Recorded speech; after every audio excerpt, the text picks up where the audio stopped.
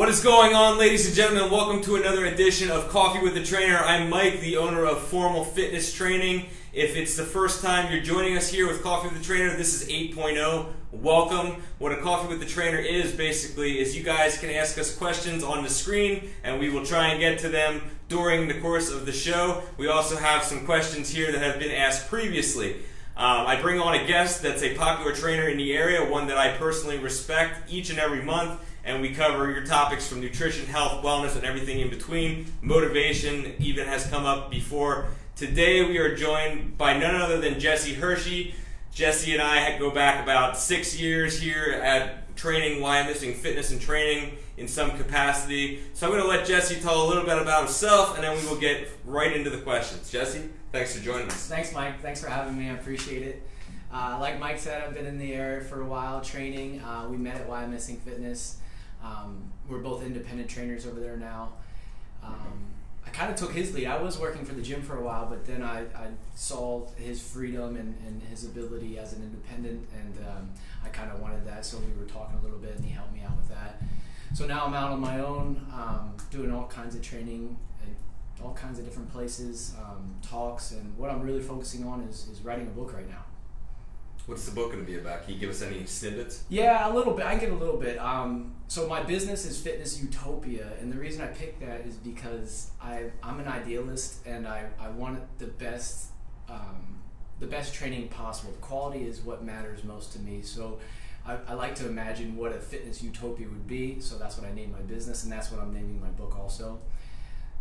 In the book, just briefly, without giving away too much, I'm just kind of talking about the fitness industry, where it was, where it is now, how it's come to be, and also what's healthy and what isn't healthy about the current industry. There's a lot of things that aren't being talked about that I want to speak about, and especially when it comes to injury and stuff, which we're going to talk about later. But yeah, I've quite a bit of knowledge on getting hurt. I'm good at that. Good at getting hurt, but also good at healing too. So that's where I'm at now. Very cool, man. Congratulations on finally putting the pen to the paper and getting that thing out there. That's going to be awesome. Thanks, man. I appreciate it. I just actually finished my first ebook, which is called The Escapades of Formal Fitness Training, which is 30 workouts. And it's for people that are in general good shape already, people that kind of know what they're doing. Because I saw a need. There's a lot of people that are in good shape at the gym, and they already kind of know what they're doing, but they just want different workouts, different things to do. So I've been selling quite a few of those. That's so those awesome. are pretty cool. Idea. I didn't even know they had ebooks. Yeah, so Escapades of Formal Fitness Training. Let me know if you guys want to check one of those out. But we'll dive right into the questions here. A lot of people have been asking me about injuries. I have spondylosis. I had a torn rotator cuff, broken left leg, twisted ankles both sides, broke about 5 fingers, 5 toes, all through playing football and playing baseball. Bone spurs in my knees, the list kind of goes on and on. I was obese twice, and I got myself back in shape 2 different times. One of those was from injuries, one of those was from college. So I know a lot about injuries myself, but I'm going to let Jesse go into a little bit about his injuries. So tell us a little bit about you, your injuries, the surgeries, the road to recovery, and anything else you'd like to mention along the way. Good, thank you. I appreciate you asking that question. That's actually why I do what I do, because of my injuries and my background. I'd love to talk about that. So it started in high school. I was a 4-sport athlete, and I was a quarterback, I was a pitcher, I was a forward or shooting wing on the basketball team. But then I got to track, and I knew I had a good arm, so they wanted me immediately to try javelin. So I tried javelin, and first 2 years of track, I was doing baseball and track at the same time. So I was pitching and throwing javelin at the same time. It was a lot for a young athlete to do, especially for a young athlete specializing in one movement, and that's throwing. So needless to say, I got hurt my junior year. After track season, I got hurt, and I had to have a surgery. It was an orthoscopic surgery of my right shoulder, my throwing arm. And I had to decide whether I was going to do it before football season and not be able to play football, or wait till after football season, play football, and then not be able to do track. So I had to really pick what I wanted to do, track or football, and I knew I had a better chance of getting recruited and going to a big school in track. So I had the surgery. I gave up football my senior year, and then I competed on the track team that spring, and I got 3rd in the state, 5th in the nation. So I got recruited by Penn State, and even before I got recruited, my arm was hurting all the time because I was throwing so much. And I mean, the coach that I had, he was doing the best that he could, and he taught me the stuff that he learned, and that helped him, but it didn't help me. It wasn't for me. And that was kind of the first time I thought, man, I should be a coach and help the people that need help, like I needed help, specifically for me and my body type, because I wasn't built like my coach. My coach was built like like a linebacker in the NFL, and I'm not built like that at all. Built more like me. Yeah, built like mine. Exactly. So I went into college, recruited as a track and field member, but freshman year I had to have another surgery. So I had Tommy John surgery in the elbow. No, I'm sorry, I had a shoulder surgery first. I had another shoulder surgery. This was a capsule repair on the right arm. So the first one was just kind of a cleanup. They went in orthoscopically in 2 small spaces. The next time, freshman year of college, I had an open shoulder surgery. That was a capsule repair. That was a long recovery. And as soon as I recovered from that, they had to go into my elbow because I was compensating, and I had to have what was called Tommy John surgery, which a lot of pitchers will get that surgery, and you can make a full recovery from, and I did. My elbows made pretty much a full recovery. But then my shoulder started compensating from the elbow, and it wasn't even recovered from the second surgery I had. So I competed my junior year of college. I threw in like 2 or 3 track meets, and by the end of the season, I mean, I only threw in 2 or 3 track meets, and my arm was just destroyed. I couldn't put any pressure internally rotating at all, and I thought it was weird. So I got another MRI, and it showed 30% of my rotator cuff, namely the subscapularis, which is the largest front rotator cuff muscle. It was just shredded. It was missing. It was dissipated in my bloodstream. So they had to take an Achilles tendon from a cadaver and link it into the front of my shoulder where the rotator cuff muscle was. And that was a career-ending surgery. My shoulder's about 80% functional now. I don't really have much pain. It just doesn't do a lot of things I want it to do. So anyways, that's when I had to stop being an athlete, and I became a coach. I stayed on the track team in a capacity of the assistant coach and then an intern coach. Actually, it was the other way around, intern coach and then assistant coach. And then after coaching, I did that on the side for a few years, and then I started, wanting to help people more, and I wasn't able to help people with the tools that I had. So that's when I quit my job. I sold all my materials so I'd have enough money to pay for rent for a year, and I studied nonstop, 40 hours a week for a full year, learning everything I learned. I practiced on myself to try to make myself stronger and better and have less pain. And that's what I did for the full year, and by the end of it, I was ready to get a job being a trainer to help people to the capacity that I wanted helping. And that was kind of the start of it, and since then, we get how many certifications since then. Let me just stop you there for a second. An important point to point out here is he sold everything he had and spent 40 hours a week learning everything he possibly could to chase his dream because he knew he had a higher calling to go help people. So those of you who are listening right now that have a dream, don't let anything stand in your way. Go after it, because the things that you dream about, the things that you have a calling for, those are the things that are going to bring the most value into people's life. They did, and the passion helped. I mean, I was so passionate about being an athlete, and that got ripped from me. I wasn't able to do it anymore, so the best thing I could do was coach it, and I found a lot of passion out of that. And passion takes you out of your comfort zone and helps you achieve things you couldn't normally achieve without that. So I was very, very fortunate to have such a bright silver lining to all my injuries. Like, I went through a lot of depression initially because you don't know how to handle these injuries, but even that depression was a win for me, because now when I'm working with someone who's been through that, I can relate. I know what they're going through. I know what to say and what not to say. So really, out of all the pain and suffering that I went through for all my injuries, I wouldn't take it back for the world, because it's made me the best trainer that I can be. Yeah, absolutely. And I was just talking to a client about this morning, and I said, I've taken over 100 pounds off 13 people in my career. I've added 20, 30, 40 pounds of muscle to countless clients over the years. But the clients, honestly, that I relate to the most to are the people that have the injuries. Having somebody that comes in, like the lady I was working with this morning, she used to be a professional marathon runner. She's a golfer, but she tore her front of her shoulder basically a couple years ago, and her limitation of her range of motion was to about here. And now we have her doing presses, everything like that as well. But the whole point is people that go from not being able to do something to going back and actually doing it better than they originally were. And that's not always the case, because sometimes the injuries prevent you from ever doing certain things again. But taking somebody that has a limitation and driving them forward and getting them back to baseline and then better from there, now she's golfing better than she ever has. And I mean, those are some of the best experiences for people like us. When I see her mentality of the client you're specifically talking about, and you can see her as she's getting better in the gym, she's looking more positive, she's smiling more, she's having more fun, and like you can see how they kind of go together, the mind and the body. Yeah, it's good to see that.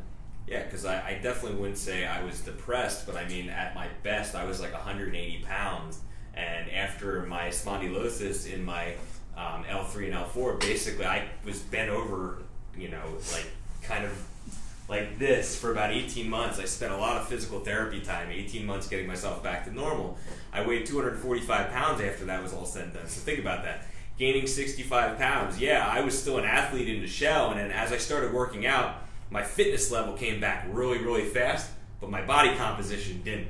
So I was that 230, 240 pound like overweight guy that could run and jump and outrun a lot of people and things like that. But I still had a huge stomach, and I was still so frustrated about that. And again, I wouldn't say I was depressed, but just working through those things and knowing what to say with those type of people, it's really important.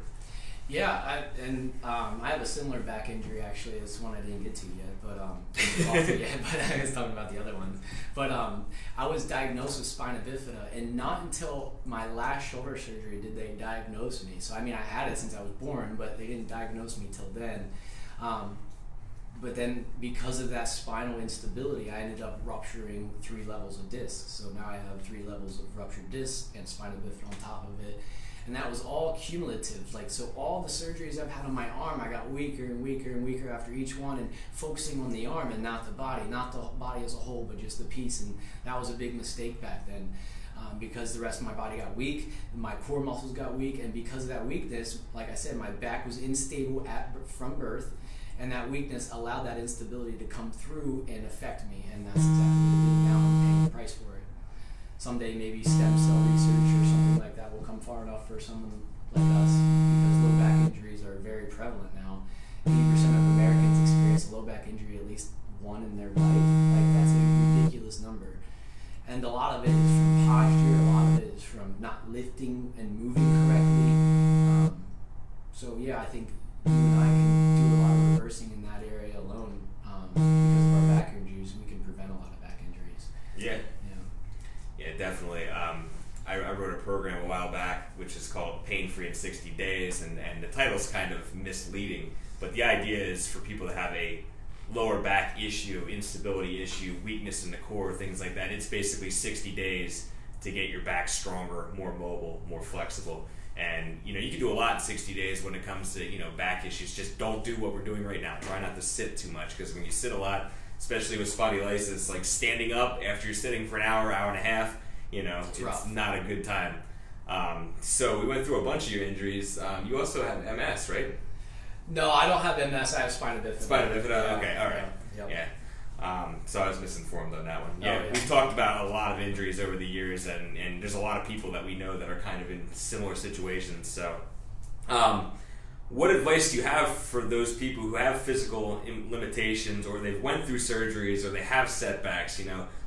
Starting ground zero. Like, I just got out of surgery and I just finished therapy. Now what should I do? Yeah, I see a lot of people in there. I've been there myself. Usually when you get out of therapy, you're thinking, oh, well, I'm done, I'm good, I'm cleared, I can go. But that's not really the case. You want to continue your therapy really lifelong. I know for me and especially my shoulder injuries, there's exercises I'm going to have to do the rest of my life every week just to make sure it doesn't get hurt again. Or, sublocks pop in and out of socket. So what was the question? I'm sorry.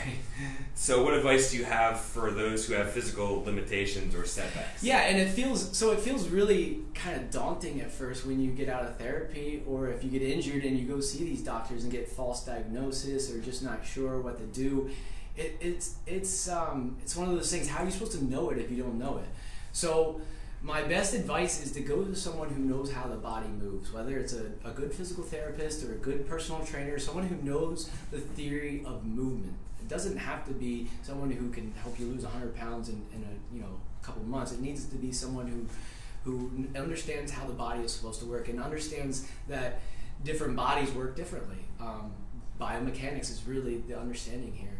So if you get someone who understands that, they can kind of look at your overall movement and see if there's any discrepancy from normal to what you're doing. And if there is, that might be a good foreshadowing of what's going on with your body. And then you can go from there. And if not, at least you know that your large overall movements are good and safe, and that you can continue doing those. And you might have to break it down to more specific movements. And that's where a good physical therapist would come in handy. But that's not an easy situation to be in at all, and it's not easy to give advice for that situation because there's so many variables to that too. You know what I mean? Yeah, and I think you find some interesting situations where I have a client who had a motorcycle accident and he has a walker, and he's able to do a lot of things in terms of working out from a functional movement standpoint, but he can't do standing exercises because he needs the walker for the balance and the stability while he's doing things. There's a lot of people in YO Fitness that actually come in, they're actually in wheelchairs, and they're able to work around those limitations and things like that. So there's always a way to work around the injury, which leads to another question we have here, which is, if I have an injury, am I able to work out? And I'll say first and foremost, yes, in 98% of the cases, unless you have a completely fractured spinal cord, you should be able to do something. I mean, obviously, if you have a major concussion, that would be another situation where you're not working out for a temporary time period. But if you have a left rotator cuff tear, I mean... Your legs are fine. Your legs are fine. You can do certain things with your abs. Mm-hmm. You do certain things with your lower back. You can do breathing, stretching, balance, stability, mobility. The list goes on of different variables you could do with different parts of the body. If you struggle with bad posture and you sprained an ankle, hey, look at it as a bright side. You can go work on posture until your ankle recovers. Because you're not going to be running. Yeah, and if your shoulder's messed up and you've been bodybuilding for 5 years, do a lot of cardio, work on your cardio and build that capacity up. And then there's even research that suggests if your left humerus is completely broken, right, and you work your right bicep and your right tricep, you actually will maintain 30% more muscle while you're recovering. I'm a prime example of that because all my surgeries, I lifted a lot with my left side, and that muscle transferred to the right side. Even though I was in a sling, it transferred, and then when I got out of the sling, I recovered a lot faster. The muscle transfers, especially from down low to up top. So if you lift your legs and that's all you lift, your upper body will actually get stronger. It doesn't work really necessarily the other way down, but it definitely works from the ground up. Yeah, don't forget to train your brain. I mean, if your left arm is broken, visualize it getting better. Yeah. I mean, how do you think some of these athletes, they have these major ACL tears, and 8 to 10 months later, they're performing. Maybe not at their optimal level yet, but they're back. I mean, you take somebody that's a little overweight, it can take 2-3 years to get back to normal from an ACL tear. So mind is really an important thing as well. And you said with the deep breathing. Well, and if you don't think the mind works, ask yourself this question: how does the placebo effect work 30% of the time? How does that work? There's something that making it work, and it's psychosomatic more than likely. Yeah, Bang energy drink. We love those. Jesse's on a detox right now, but I'm not. But here's the thing: I will take a sip of Bang Energy, which has 300 milligrams of caffeine in it, which is a lot, not recommended for people who are new to caffeine. But if you have a high tolerance like me, that first sip, all of a sudden I have a lot of energy. It's so true. And it's not even assimilated into my bloodstream yet, but I'm ready to go. So even when you know it's going to work from an ergogenic standpoint, it's still a placebo effect. Well, and that's kind of like an anticipatory type thing. You're anticipating it. Yeah. That's funny how the body responds to things. It also applies to it. Yeah, it also applies to Friday night when you have that first sip of beer. Oh yeah, it's gonna be a good one tonight. That's right. Tasting good. But anyway, we have another question here, which they all kind of tie together. A lot of people have been asking about injuries because they knew Jesse was coming on, and he's an injury king just like myself. Where do you find the motivation when physically you're not at your peak? I know we kind of touched on that, but if you're injured and you're kind of at a setback and you're sitting there and you you're dabbling with working out and things like that, but you can't get that desire to get off the couch because it's just more comfortable with your injury just to do nothing at times. So what did you do? Well, it's kind of like, if you don't work out and you just go to work and you come home and you're tired and you say, I'm too tired to work out.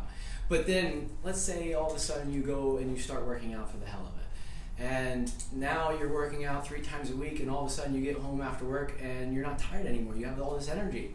It seems counterproductive that you're burning more energy but you have more of it even though you're burning more. Seems counterproductive, but it's real, and I think it relates to that as well. You know what I mean? Definitely. Yeah. So go ahead. Yeah. So for me, there's a lot of different psychological variables. Sometimes music or a good motivational podcast or a good motivational book, something that's going to get you thinking about improving your life as a whole, will motivate you to go to the gym and work out. So the problem is there's so many external rewards that we go for, and I'm guilty of this myself. I went from 220 pounds to 197 pounds to get ready for my wedding in 4 months, and I crushed it. No alcohol, no beer, I ate perfect, I did carb cycling, I was perfect for about 4 months, or about as perfect as you can be. But I had an external reward out there. Like I wanted to look a specific way for pictures and things like that. When you're coming back from an injury, you have to visualize yourself in good health. If you're coming from a standpoint of you're really skinny and you want to build some muscle, you have to think about your future self. If you're overweight, you have to think about your future self. But motivating yourself through external sources, and it could be a friend too. I mean, Jesse and I, we lean on each other every now and then. All the trainers kind of work together. Despite what you all may think that we're kind of in competition and this, that, the other thing, it's not really true. We kind of work together. We all have bad days, we all have good days, and we're always there to pick each other up. So get on the phone, talk to somebody that means a lot to you, that's going to drive you, or maybe somebody that's a little further along than you. Podcasts, motivational books, motivational speakers, all those things. Well, and I know, sometimes people are not able to be motivated, and that's okay. I mean, everybody has a different course, and I know for me personally, I was at the point where before I sold all my stuff, I was walking like a 90-year-old bent over hunched man with a cane. And that was the bottom end point for me. Like that was hitting rock bottom for me, because I was an athlete who was pretty good at one time, and then I went to that point where I could barely walk and I couldn't even stand up straight. So hitting rock bottom actually is a benefit at sometimes, and sometimes people won't change until they get to that rock bottom, and that can be good motivation. Now, you don't wish that on anyone, you don't want anybody to go through that, but sometimes that needs to be the case. That was the case for me. Yeah. And nurture versus nature is something that's really hard to touch on without offending anybody, but I mean, people always, or not always, but generally make assumptions that, hey, if my genetics are a certain way, that's what my destiny is. Like if my parents are overweight or my parents had heart attacks, that's where my destiny is, and that's not true. And the whole nurture versus nature thing is, nature is your genetics. The nurture is the food you grow up eating, the environment that you're in. And I'm not saying that you should go and throw out your family just because you're trying to lose weight, but surround yourself in the rest of your life with people that are trying to achieve something similar to you. That's why we get along so well, because we have the same goal. At the end of the day, you have to make money, but as a trainer, we're out there because we want to help people and see people succeed. So think of that whole theory that they use in the financial world, which is you're going to be making an average of the 5 people you surround yourself with the most. I think the same applies to fitness. Your 5 best friends are probably the people you're going to look the most like, and the people that you're going to do the most things with. So nurture versus nature, just another point to consider. Great point. Yeah. So that's all we have from the injury standpoint. And again, if you have any questions, please put them on there. We'll be able to see them on a screen right in front of us. Shout out to Good Life Organics and Good Life Financial for letting us be here today. I'm drinking a green drink here. It's delicious. Sencha tea. I'm on a cleanse, sorry. Jesse's drinking Sencha tea. But yeah, we want to thank them for allowing us to be here in their podcasting studio. This is awesome. They've been very kind since we got here. And we're definitely going to check out some food once we're done as well. And at the end, if you stay tuned, we're going to go down and actually talk to Joel himself, the owner He runs the. I don't know. What He's the manager of Good Life Organic. Yeah. We're not really sure of the exact title, but he's going to tell you a little bit more about that. It's a beautiful place. We were actually going to do it down there, but there's a lot of people. We wanted to make sure you guys could hear us. So that's all that for shout outs. And again, Jesse, thank you for being here. Thanks for having me, Mike. I appreciate it. So question number 4 is, should children lift weights, and at what age is safe? Well, I get that asked all the time. I believe personally that a kid should grow fully before adding additional resistance. So if a kid has an open growth plate somewhere in their body because they're still growing, and they do something with weights and they damage that growth plate, they are damaging their growth for the rest of their life, and it's not worth the risk. Okay, the benefit to like the cost, it's not enough benefit to you know what I mean? Not enough benefit. The risk outweighs the benefit. Exactly. That's exactly what I'm saying. So I think a kid should be fully grown before adding resistance training. They usually say, early teens, which is usually when they hit puberty. So I usually like to wait till after puberty to start adding resistance training. But really, it comes down to movement quality. Are they moving well? Have they been doing squats and lunges with their body weight for at least 6 months first? Because that is very important. You need to master the movement before you add additional resistance. So biological age isn't as big of a factor because kids, there's 11-year-old kids that are taller than both of us. So it really doesn't matter on what age they are, it matters where they are in their growth cycle. I think once they are done growing and they have the experience of body weight training first, then they can add additional resistance. Yes, Jesse's not saying that they can't work out. He's saying that they shouldn't be doing machines and dumbbells and heavy squats and things like that. Before they're fully grown. Exactly. Yeah, they can do body weight stuff. Look at gymnasts. Gymnasts are the best athletes in the world, some of the best athletes in the world. Pound for pound, you could argue they are. Mm-hmm. They don't lift weights. They don't lift weights at all. They don't come into the gym and lift weights whatsoever. They do all body weight training on the rings, on parallel bars, whatever they do. I've never seen a gymnast lift weights in my life. No, that's true. I believe that you can add a little bit of resistance. I'm more from a standpoint of bands. Bands are great. Medicine balls, and maybe therapy. Some Bosu balls and stability balls in addition to the body weight. Yeah, definitely. But definitely stay away from any fixed plane motions like a chest press machine or a pec deck, squat with a barbell on your back, anything like that that's on a fixed motion. And if they're tall enough, obviously they can use the treadmill, the elliptical, the bikes, as long as it fits them from a biomechanics standpoint. And there's so many more things that are going to benefit you at that age than strength. Like, there's not that many kids that have that great of strength at that age, so work on your balance, work on your agility. How many kids, remember in gym class, how many kids couldn't do the V-sit and reach? Oh, yeah. If you look back at that, look how many of those kids now have back problems because they never stretched out those tight muscles that they developed at a really, really young age. Yep. So stretching and taking care of your body, doing prehab, I call it, doing the rehab that you do if you get injured, but doing it before you get injured so you don't get hurt. That is very important at that age. Focusing on stuff like that, that's going to help you have longevity. Look at the famous athletes. Look at Tom Brady, look at LeBron James. They spend millions and millions of dollars into themselves, investing into their own health for longevity reasons. Shout out Tom Brady. Shout out LeBron James. Hell yeah. Of course, they're watching right now, Yeah, you know. Definitely stretching and mobility work with young kids. Right now I have 2 football players that I'm working with, and I believe they're 16 and 14, and I do a lot of foam rolling with them. I do a lot of stretching with them and a lot of body weight movements. They're lifting a little bit because they're at a point where I'm comfortable with having them lift, but they're not going to failure. They're sticking in the 10 to 15 rep range. They're not maxing out, even though their friends want them to. Yep. So if there's any parents listening, keep an eye on what your kids are saying and who they're working out with. And, that's where it's really important. If you have an impressionable kid, even if it's just 1 or 2 sessions with us, maybe we'll be able to give them some knowledge to help them not hurt themselves. Well, and Mike brought up a really, really interesting point, and I kind of touched on that earlier with my story of my injuries. But coaching in the high school level in the United States is something I struggle with personally because they're all volunteers for the most part, unless you go to somewhere like Wilson where they're probably making good money. Yeah. But most of the time they're volunteers. They're probably kids on the team or will be on the team or has been on the team, something along those lines. But a volunteer is responsible for all these kids. Like football, every year there's a kid that passes away from football in some way,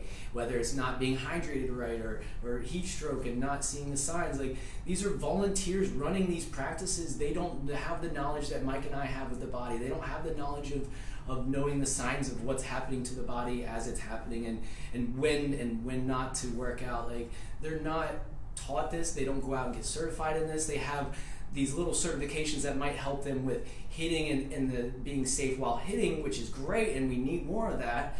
But, you know, exercise and movement, how is someone that's volunteer supposed to know how to squat correctly? They might not. They're probably not going to know, but that is one of the most important things you can teach someone on a football field, because that's a position you're going to be needing to use a lot. So my point of the story is I didn't have this availability, but if you have the access to someone who knows movement, a good trainer, it's definitely worth taking a high school athlete to learn these things, because you're not going to learn them in a group setting in high school unless you have one of the best programs. Yeah, and an athletic director, strength and conditioning coach, even if you have the best intentioned and best educated athletic trainer and strength and conditioning coach, and they write the perfect program, it still doesn't mean that the coaches are instructing it properly. Exactly. So if you have any, input with what's going on, I mean, it's safe to say, like, hey, go into the school and find out who's working with your kids. And if they don't have a certified person on staff, and don't just look for a certification, look for a professional. Yeah, a gold star cert. And then, make sure that even if it's just at the beginning of the season, you have somebody come in that has a watchful eye over what's going on. I mean, people like Jesse and I, we do that stuff out of the goodness of our heart. There'll be a small fee, but we're not going to kill somebody to try and come in and actually help our youth, because that's, again, why we're in this, to help people. Mm-hmm. Number 5 is, how often should I change my workout program? There's a lot of variables, I think, to that one. Number 1, how quickly do you get bored? If you get bored quickly, then maybe every 4 weeks would be good for you. Daily. Honestly, I've had clients that love different workouts, and out of years of training them, I probably haven't ever gave them the same workout twice. So, and that's fine. Yeah, me too. Yeah, you're going to continually change things up, but you got to make sure you add kind of the same thing. So if you're doing chest presses one week, you probably want to do some form of a chest press the next week if you're working on the chest. But yeah, I would say go off of that fact, and then also, what are you training for? If you're training for, a wedding in 3 months away, then you probably want to keep the same workout for the next 3 months and maybe tailor it at the end, maybe tweak it a little bit at the end for the last week or 2 weeks or something like that. It really depends on all the variables that's going on in your life. What do you got going on? How much time do you have? How much time do you want to put into it? What are your goals? Where are you starting at? So just a lot of questions, which is why when Mike and I get new clients, we go through a Q&A session. It's about health history, but also to find out where you're at in your fitness journey, where you want to be, and what's realistic and what isn't realistic. Yeah, and don't forget about the saying that I've used maybe 2 or 3 times on the other Coffee with the Trainers, but the FIT principle. Frequency, intensity, time, and type. Changing the workout doesn't necessarily mean flipping it upside down, inside out, and then dropping it off the Empire State Building. I mean, if you're doing bench press, squat, deadlift every week, and you're doing 5 sets of 5 reps for a month, okay, maybe you can do a month of 3 sets of 8 reps, or 3. Just make a little adjustment to that, or do the deadlift twice a week instead of once a week. Just increase your frequency, or your intensity, or your time, or your type. Don't do all 4 at once. Manipulate one variable at a time. And if you're really concerned about how to periodize your workout, check out linear periodization and non-linear periodization. Mm-hmm. Those both work, but one is a little bit newer way of thinking that most people program to now. It works a little bit more effectively. I think it's a non-linear periodization. And it has you progressing, almost doing steps, almost like a wave, but continually getting up. So you're building yourself up, you're letting it recover. You're building yourself up, you're letting it recover. You're breaking down, you're building up. Yeah, and just remember, when you're beginning, if you're a beginner, your neuromuscular system is literally shocked. It's saying, what are we doing? Are you crazy? You don't need to do too much to see results in the beginning. So don't mess with the record that's spinning perfectly right away. Give it a little time, to get into groove. Yeah, get adjusted. And then make a few adjustments after that. Mm-hmm. Don't dive into it too fast. And if you're a beginner, again, and you're watching this and you're thinking, I want to do something with working out, but I'm not sure what to do. I don't know about budget and things like that. I also, wanted to touch on this too and get your thought on it. This is going off script, but there's been a lot of news recently about some of these, at-home workout programs and the amount of injuries that are coming about because of them. And I'm not going to mention any names, but, these programs that are marketed to people that are overweight or just normal people, but then when you get into the workouts, you're literally getting killed. And you're getting a lot of injuries from it because you might be doing 500 push-ups in the first workout for somebody that's never worked out before. So be very, very weary and know that they're marketing to you because they just want your money. You have to be careful with some of that stuff. Very careful. I mean, fitness for training, we're like tailors. We can't just give you a generic suit and say, here, take this, go. We got to tailor that suit to you. So fitness isn't a one-size-fits-all approach. It's not a one-size-fits-all hat. You have to find out where the person is starting from. The starting point matters almost more than anything else. If a person is just working out, just starting out for the first time, you're going to do something way different than someone who worked out 20 years ago and understands the idea of lifting weights. So starting point, end point, your goals, that changes everything. What your goals are. And some people might have high aspirations. Other people might just want to be able to live life without pain.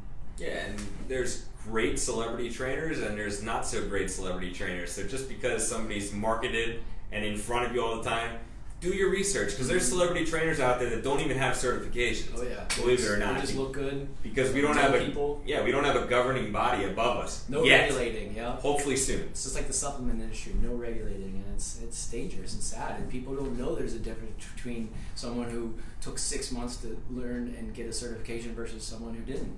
Yeah, and at least finally the supplement companies have the NSF certifications, which is starting to get a little bit 1, 2, and 3. At least that the environment's clean, and what it says is in there is in there. Right. But just a simple thing there is try and stay away from proprietary blends. At least know what you're putting in your body, because then you can make adjustments. Yeah, exactly. Making small adjustments leads into the next point. This is 2 questions that kind of go hand in hand. I was asked yesterday.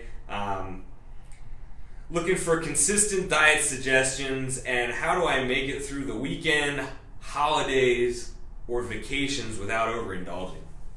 So let's talk about diets first. I don't like to use the word diet. I think it's a bad word. I think we should use instead healthy eating habits for life. Because let's say your goal is to lose 40 pounds and you go on, give me a popular diet. Keto. All right, you go on keto and you lose the 40 pounds you want to lose. Okay, now you go off of keto because you don't want to do that the rest of your life and you go back to eating normal. What do you think's going to happen? You're going to gain that 40 pounds back. Yeah, it's going to go right back up. So that's why I say if you change your eating patterns for life and they stay the same and consistent, whatever you lose, it's going to stay going. You're not going to bring it back because you're not introducing those old patterns back into your life. So no matter what you do, ask yourself this before you want to stick to it. Is this realistic for me to do the rest of my life?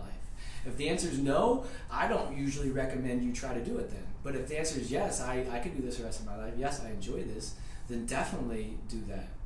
Yeah. Yeah. So you just kind of got to ask yourself that question. How to not cheat during weekends is another issue. That's a lot harder. And I get a lot of clients asking me, "Oh, I go out to eat. I'm going to go out to eat. What do I eat?" And it's not an easy answer. Every menu is a little different, but you just try to eat as clean as you can. I always like to think about eating like a caveman. If a caveman didn't have access to it, couldn't get to it, then you probably shouldn't have it. Caveman couldn't make bread or pasta or anything like that. They could probably get honey. They could get, meat and fruits and vegetables and stuff like that. So, when in Rome, yeah, just do it. Well, they had Sour Patch Kids and gummy bears, though, right? Sour Patch Kids and Yeah, gummy bears? the cavemen. I think they did. If I had to look under their rock pillow, they had some under there. Yeah, that's an interesting diet advice that I've heard periodically is where your environment is ancestrally is what you should consume. Yeah, there's a lot more study being paid into that too, and I think there's a lot to that. Just like eating and your blood type, like your blood type dictates certain things about your pH and what foods work and what don't work for you, and then there's some truth to that. Yeah. I think there's some things that don't particularly work for every single person with that blood type, but overall there's some good information there. And that's great advice if a caveman didn't have it, because I have a approved food list that if any of you want, I'll give it to you for free. Just send me a message. Basically, it lists all your proteins, all your possible vegetables and fruits, and then all your possible carbohydrates. Now, it's not, pasta and things like that, but, you have your quinoa, you have your potatoes, and things like that, and rice, and all that stuff. Basically, you pick a protein, you pick a vegetable or two, and you pick a starch, and then you build your plate around that. We're not actually legally allowed to give complete diet advice, so we can't say, hey, eat 4 ounces of chicken, 2 cups of rice, and 3 cups of vegetables. We're not allowed to say that, but we can give you macros and say, hey, here's a good set point for calories that you can indulge and consume on a daily basis. Go to the MyFitnessPal, enter it in there, and then set up a personalized recommendation plan. What I let my clients do is I give them the recommended food list, and I just let them pick things that look good. And I say, okay, that's your meal planning. And then they go and do it. And that's within my legal scope. And as long as they stick to it, they're going to see great results. Exactly. That's the part, though. You got to stick to that whole foods diet, not having processed, refined, and sugar is in everything. Oh my God, I'm doing this 8-week cleanse. Did I tell you about this? Yep, you did. A little bit. Oh my gosh. So it's 8 weeks, and it's a GI tract kind of reset type thing. So I started with a 24-hour fast, and then I go into organic bone broth soup with some cooked veggies like zucchini and carrots, and then I progress into some chicken, and then I progress into maybe some lean ground beef. I had some salmon the other night, which was good. Now I have eggs and coconut milk. That's all I'm having for like the first 2 weeks, and then week 3 I start slowly introducing fruits and nuts, and you start introducing things every 2 to 3 days so you can kind of see how your body reacts to that food, because we have food allergy. You might have a food allergy to something and you might not realize it, because the more you eat something, the less you're going to have that allergy. Your body is adapting to it, like the SAID principle. Mm-hmm. So as your body adapts to it, it's going to have less and less of that effect. If Brussels sprouts make you bloated and you eat Brussels sprouts for 12 years, you're probably not going to notice the bloating until you reset your system and do a fast. So that's the nice thing about this for me, is I've had acid reflux pretty much my whole life. I've been taking medicine for it up until like 5 years ago when I started working with my nutritionist, Whitney George, shout out to you, at E3 Health and Wellness, another shout out. But yeah, so she's really helped. She's a holistic nutritionalist and helped me see the light. Nice. Yeah. Yeah, and just one last thing on overindulging. I mean, that's something that nobody's really immune to. And that kind of just goes back to, the people you're surrounding yourself with. Like, if the friends that you're going out with are drinking a lot and eating a lot of pizza and wings and things like that, it's probably what you're going to be doing. So find some friends that at least go to the gym and find some vegan friends. Yeah, or get a hard workout in before you go indulge, so you're going to store less body fat. Also know that the longer you go without eating, the lower your blood sugar is, and the lower your blood sugar is, the more you're going to want to eat at that next meal. So if you skip food all day long and you get to dinner, you're going to crush some food. You're going to eat twice as much as you normally would need to. Twice as much as you need to, but way more than you normally would. So try to kind of keep that blood sugar stable by taking small snacks throughout the day. Snacks are a great way to stabilize your blood sugar and prevent overeating.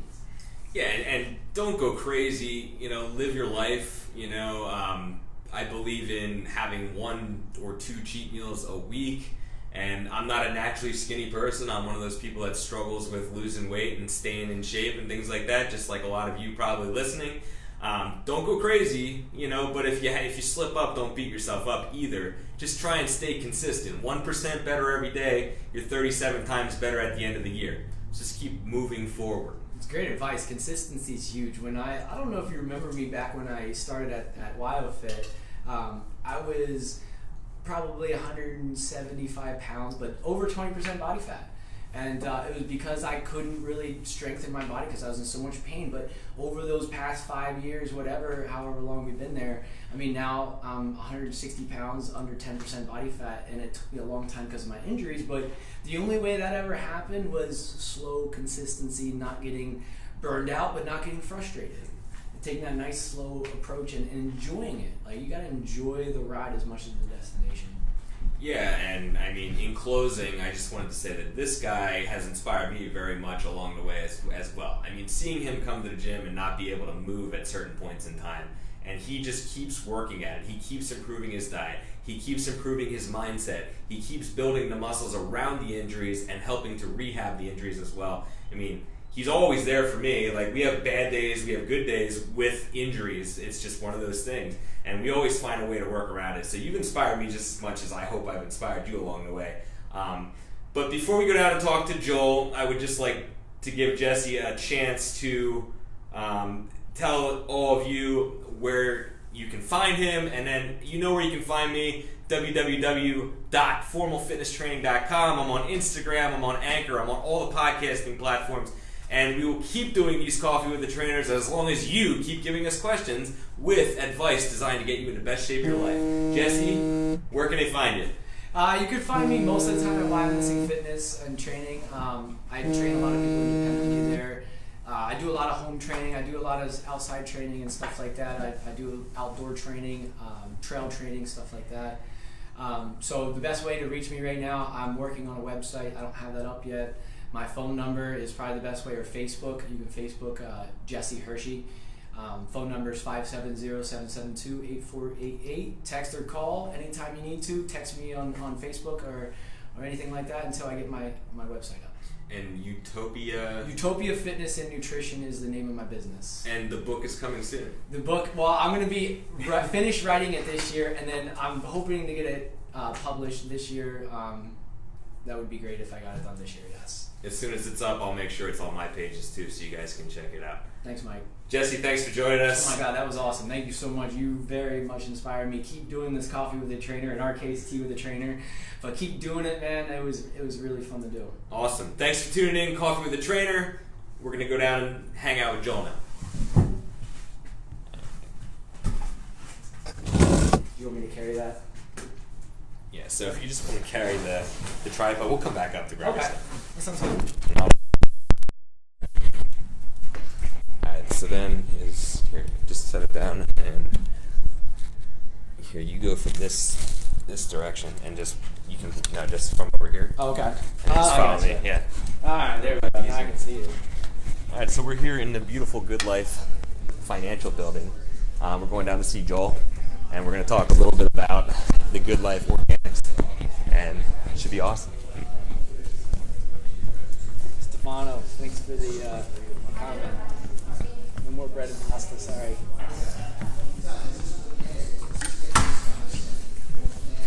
Oops. I got you.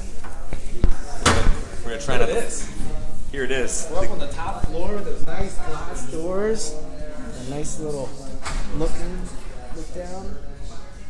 Nice little cafe. Now we're going to take a step, go down the steps here, and we're going to find Joel. And we're going to pick his brain a little bit here.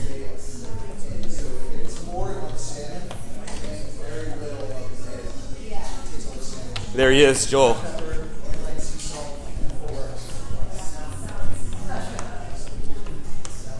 Alright, so we'll hang out here for a minute and wait for Joel. Just set it. How's that look?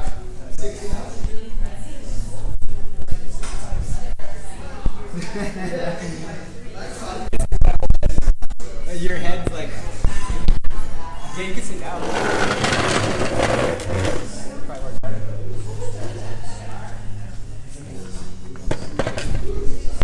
Yeah, so Jesse can just pan you guys around and show you what the Good Life Organics looks like here. They have all kinds of tea, smoothies, food, all kinds of stuff to help you guys live your best life towards health. Yeah, right there's Joel behind the bar. There's Joel behind the bar. delicious soup. All right, and then we'll wait for Joel here for a second, and we'll talk a little bit more about Good Life Organics. All right. Thank you. Yeah, I think I did something. Turn the camera around. How do I do that? That's what I want. Tilt it down. Just kind of hold this part. Uh-huh. Pick it up.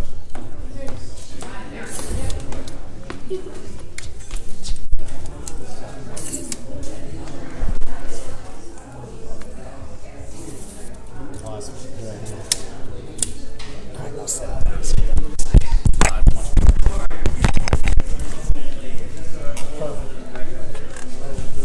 That looks good. Yeah, it looks really good. Your arms are huge.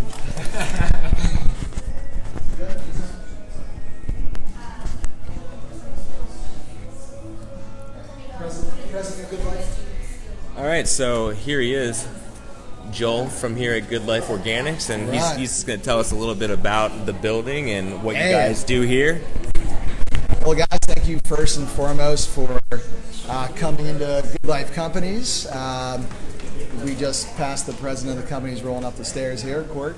She's getting there. Court, wave down real quick for Meet Coffee with the Trainer. Right there. So yeah, I'm really blessed to be here first and foremost. This is a very forward-thinking company for Berks County area. The motto really is health is wealth. Whereas a company that's founded on financial advising and investments, it's usually the opposite. So when they came here and created the company, they wanted different facets of wellness. So we have the Good Life Organics Juice Bar, which I'm in charge of managing on a day-to-day operations. We have the Good Life Fitness Institute in the back, a small personal training studio, which is fantastic. It's open to the public 24/7. And then we have a bunch of independent small businesses that are here on this first floor. So how I usually explain it, it's a community and collaborative space. We all work together. We all know each other's first names. We care about one another, and we support one another first and foremost. But what comes out of this is community. So everything we do here is revolved around making Berks County a better but also healthier place, and just investing in relationships and those who walk through our doors on a daily basis. So that's kind of Good Life Companies in a nutshell, but also how we are part of that mission. And that Very vision. cool. Yeah. And what's the reason that you're involved with the organics, with your Yeah, passions so we're- for health and things Yeah, like that? so as we know, in a world today of pharmaceuticals and agriculture and profit, it really takes a lot to research that and making sure you're getting a lot of clean products. So our goal is just sustainable farming, sustainable agriculture, kind of getting back to what we once used to do prior to the agricultural industry and revolution. And our goal is just clean, sustainable, ingredients and products offerings that have no GMOs, no genetically modified ingredients. We want no heavy metals and toxicity from that because we're just too exposed to it. And then what we're known for is medicinal mushrooms and other superfoods and adaptogenic herbs. So we know these things are so powerful for you. They can essentially just transform and just change how your body feels on a day-to-day basis. So the more we can get these superfoods and these herbs in your body, the greater your energy is going to be, the greater your mood's going to be, the greater your health is going to be. So our goal is optimal health, and we're here to hopefully play a small part in helping people achieve that. Health is wealth. Health is wealth, baby. That's what it's all about. Joel, thank you very much for having us Thanks today, for having us, guys. and, We appreciate it. Keep spreading the good word. You got it. All You right. got it. Appreciate it, guys. Yeah. Thanks, Joel. Yeah, guys. Yep. Stefano was giving you a shit.